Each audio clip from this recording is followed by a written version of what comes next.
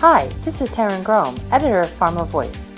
We met with numerous inspirational thought leaders at this year's DIA annual conference as part of our Editors Take video series. I hope you enjoyed this discussion.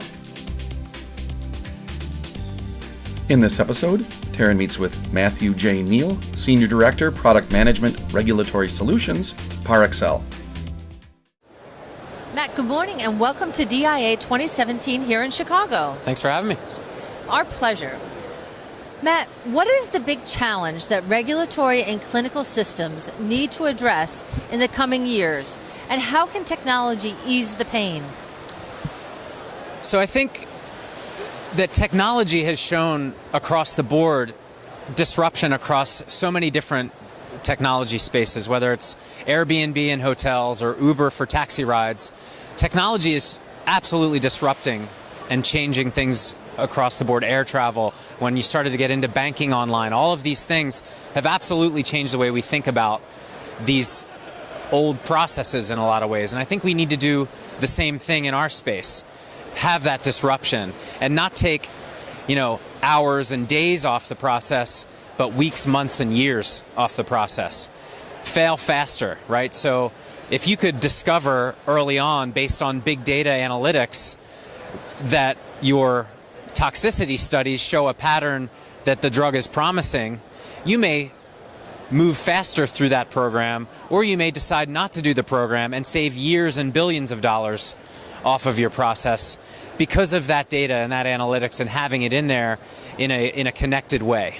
So I think that connection across platforms that were previously disconnected or siloed organizations is the play that technology can have in this space that we've never seen before and disrupt the way we do things. So getting away from the spreadsheets, the databases, and the running queries into surfacing information that we need to make decisions because it's part of our work, not because it's a system or a thing that we need to log into. Fantastic. What is the big challenge that global health authorities face with regulatory, clinical, and safety systems in the coming years, given the impact of technology? So I think they have a not completely dissimilar issue, except they're dealing with all the company's data. And if you see the trends that have happened over the last couple of years in terms of the SPL, the ECTD, all of these data standardization platforms so that they can harmonize the data across those platforms, their ability to deal with that much data, exponential increases in data, is incumbent on them to figure out how to deal with that. And I think we can help them too.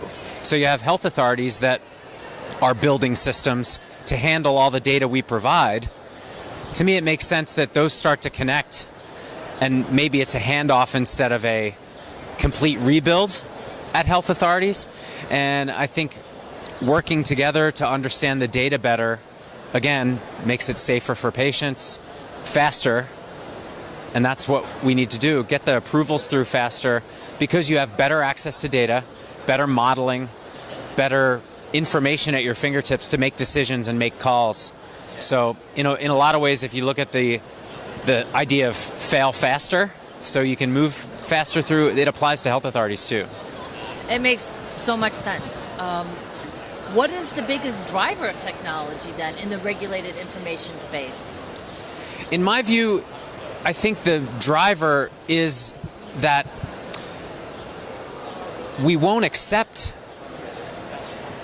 bad interfaces anymore. We won't accept less than optimal movement of information anymore because we know it can be so much better because we've seen it in the consumer world.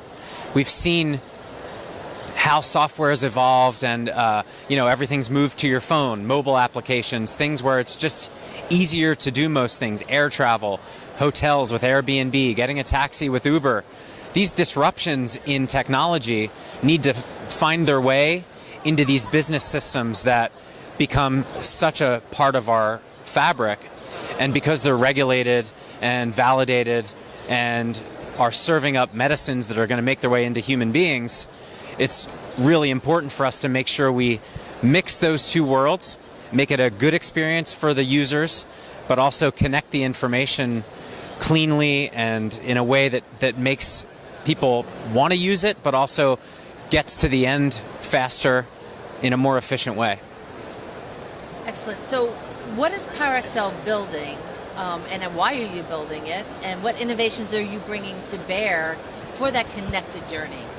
So we're looking at a lot of our systems in a I call it sort of the zoom out way, and look to where those connections need to take place and sort of rethink the business process and build our software not around the days of like databases and spreadsheets and reports, but around business process and persona design.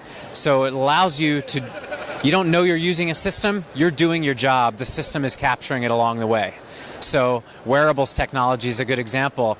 If you were told you're going to put on this watch or this Fitbit, and you're going to have to track your heart rate all day, you're going to have to track your exercise all day, you're going to have to track all the things you do and the distance you travel, you probably wouldn't do it.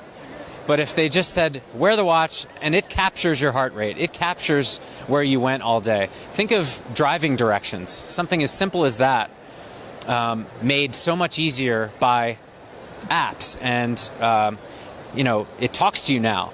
Turn left here, turn right here. I'm old, so I grew up with this Thompson guide, right? So you need a map to get everywhere. Kids don't know how to read maps today. It's not because it's a skill you need. It's because they invented one that follows you everywhere you go and tells you where to go. It doesn't take away the utility of the map. It takes away the user pressure to understand maps to be able to get anywhere.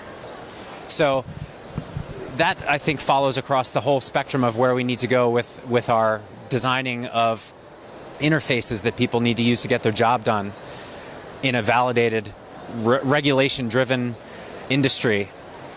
We need to make sure that the users can do that job without really knowing they're counting all that stuff in a way. I think those are excellent insights. And, looking around the show this year, we're seeing a lot of technology companies. There's a lot of data conversations happening. Do you believe that's at the center now of what patient centricity is, because we're now at that next level? I think it has to be. Big data, the data that we capture, just like I said earlier, grows exponentially.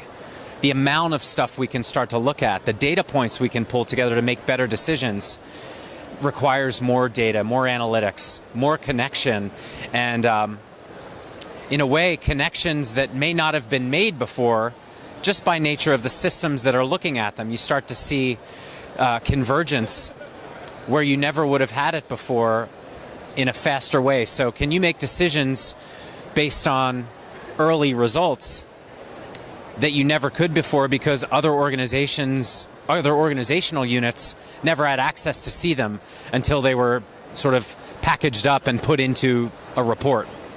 So safety signaling is an example, right? So if you have safety experts looking at the safety database, they may be able to make inferences in that. But if you could spread that out to other people who have a stake in the game, they may see things you never saw. I draw on the example of using crowdsourced information to solve problems. So if you take mathematicians that are trying to solve a problem, and they're just mathematicians looking at it, they may never get to the answer. But if you put it in a crowdsourced way and put it up, I think there was an example of somebody who, they posted this math problem to a puzzle site, like a gaming puzzle site. And this math problem that had been around for years and years and years was solved in a few weeks by someone who didn't know they were trying to solve a math problem. They just were into patterns, and they were playing a pattern matching game and discovered the solution to this incredible math problem that was vexing mathematicians for years because their purview was math, not patterns. And I think that's across the whole spectrum of our world, is drawing those things together so that you can have more view into them, make better decisions faster through that convergence of data. And it's just going to get, Moore's law. It's going to exponentially increase in a way that we've never seen before, and that's kind of exciting. I think it's very exciting, and I love the fact that it's going to be a new pattern of looking at things differently. Hope so. Thank you so much for spending some time with us today. No worries. Thank you. For more information on this topic, visit our Thought Leaders website. For more Editors Take videos from the DIA Annual Conference, visit www.pharmavoice.com. Thanks for joining us.